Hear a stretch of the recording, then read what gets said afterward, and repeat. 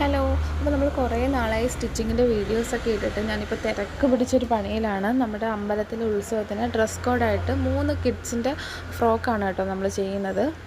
എല്ലാ പ്രാവശ്യവും ഞാൻ തന്നെയാണ് കേട്ടോ ഇവർക്ക് സ്റ്റിച്ച് ചെയ്ത് കൊടുക്കാറുള്ളത്. എൻ്റെ വീടിൻ്റെ അടുത്തുള്ളതാണ് കേട്ടോ. അവിടുന്ന് ഇവിടുത്തെ ഹസ്ബൻഡിൻ്റെ വീട്ടിലോട്ട് ഒരു മെറ്റീരിയൽ കൊണ്ടുവരികയാണ് ചെയ്തിരുന്നത്.